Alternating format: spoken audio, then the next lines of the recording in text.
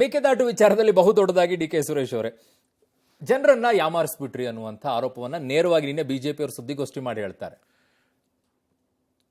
ಜನರನ್ನ ಯಾಮಾರಿಸೋದಕ್ಕೆ ಅವ್ರ ಹೋರಾಟಕ್ಕೆ ಬೆಂಬಲನೇ ಕೊಡ್ಲಿಲ್ವಲ್ರಿ ಅವರು.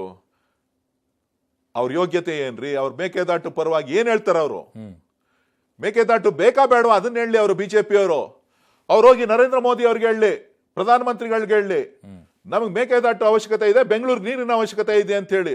ಡಿ ಕೆ ಶಿವಕುಮಾರ್ಗೆ ಕನಕಪುರಕ್ಕೆ ನೀರಿನ ಅವಶ್ಯಕತೆ ಅಲ್ಲ, ಡಿ ಕೆ ಸುರೇಶ್ಗೆ ರಾಮನಗರ ಜಿಲ್ಲೆಗೆ ನೀರಿನ ಅವಶ್ಯಕತೆ ಇಲ್ಲ.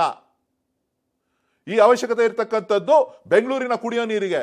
ಇವತ್ತು ಮೇಕೆದಾಟಿನ ಯೋಜನೆ ಬಗ್ಗೆ ನೀವು ಮಾತಾಡ್ತಾ ಇದ್ದೀರಿ, ನಮ್ಮ ಹೋರಾಟದ ಬಗ್ಗೆ ಮಾತಾಡ್ತಾ ಇದ್ದೀರಿ.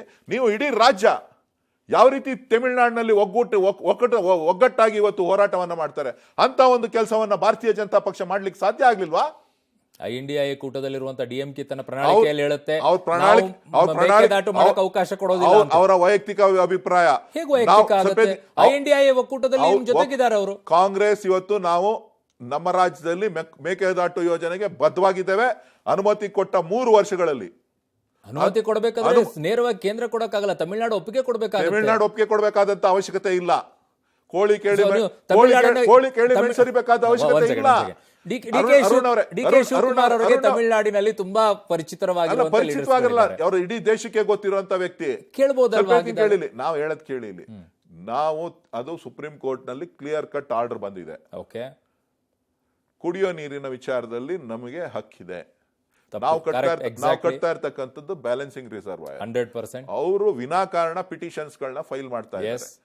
ಪಿಟಿಷನ್ಸ್ ನಲ್ಲಿ ಏನು ಕೂಡ ಇಲ್ಲ. ಇವತ್ತು ಕಾವೇರಿ ನ್ಯಾಯಾಧಿಕರಣದ ಮುಂದೆ ಇರ್ತಕ್ಕಂಥ ಕೇಸ್ ನಲ್ಲಿ ನಮಗೆ ಅನುಮತಿಯನ್ನ ಕೊಟ್ರೆ, ಪರಿಸರ ಇಲಾಖೆಯ ಅನುಮತಿಯನ್ನ ಕೊಟ್ರೆ, ನಾವು ಅದನ್ನ ಮೇಕೆದಾಟನ್ನ ಕಟ್ಟಲಿಕ್ಕೆ ಅವಕಾಶ ಆಗ್ತದೆ. ತಮಿಳುನಾಡು ವಿಶ್ವಾಸಕ್ಕೆ ತಗೊಳ್ತೀರಾ?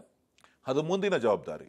DMK ಹೇಳ್ತೀರಾ? ಅದು ಮುಂದಿನ ಖಂಡಿತ ಪ್ರಣಾಳಿಕೆ ಅನೌನ್ಸ್ ಮಾಡಿ ಅವ್ರು ಹೇಳಿ ಬಿಡ್ರಿ. ಸ್ವಲ್ಪ ತಿಂಗಳಲ್ಲಿ ಅವ್ರವ್ರ ಅಭಿಪ್ರಾಯಗಳನ್ನ ನಿಮ್ಮ ಪ್ರಣಾಳಿಕೆಯಲ್ಲಿ ಮೇಕೆದಾಟು ಮಾಡ್ತೀವಿ ಅನ್ನೋದೇ ಬರುತ್ತಾ? ನಾನು ಹೇಳ್ತಾ ಇದ್ದೀನಲ್ಲ, ಮೇಕೆದಾಟು ನಮ್ಮ ಹಕ್ಕು. ಓಕೆ, ಮೇಕೆದಾಟು ನಮ್ಮ ಹಕ್ಕು, ಕಾವೇರಿ ನಮ್ಮ ಹಕ್ಕು. ಆ ಹಕ್ಕನ್ನ ಪ್ರತಿಪಾದನೆ ಮಾಡ್ತೇವೆ.